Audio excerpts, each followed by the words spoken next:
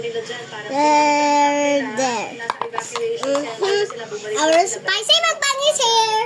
So we are gonna eat it. Ang ating pakiusap doon sa ating mga kababayan. Kapag nasa evacuation center na kayo, ay unahin nyo na yung safety, di ba? Yung protection. Sana huwag na nyo munang isipin yung mga ibang gamit, di ba? Mapapalitan daw yan, pero yung inyong buhay, baka mapulis na sa alanganin.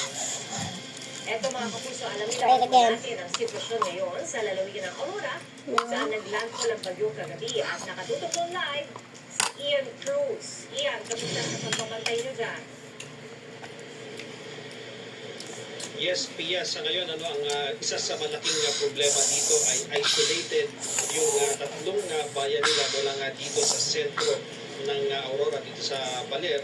Dahil Pia, nawasak talaga ng malaking bahagi ng kanilang national road. Tapos nga yung sunod-sunod na malalakas na daluyong o storm surge, yun yan sa bahagi ng Sitio Capier, doon yan sa Dipakulaw, dito pa rin sa kabila nga doon sa mga hindi marating mula dito sa Baler ay yung pinaglantalan ng bagyo ang bayan ng Dinalungan, ngayon din ang kasiguran at ang dulo na ng lalawigan ang dinasak. Mahabang stretch din ng bayan ng Dipakulaw ang kasama sa mga isolated areas. Matinding pinsala naman ang tinamo sa coastal area sa barangay Kupa, sa bayan pa rin ng Dipakulaw. Nawasak ang mga bahay sa coastal area. Malalakas na alon dulot ng super bagyong Uwan. Walang natira sa mga bahay na nila unang alon. At mula sa gilid ng Dalampasigan, natangay sa highway ang mga parte ng bahay.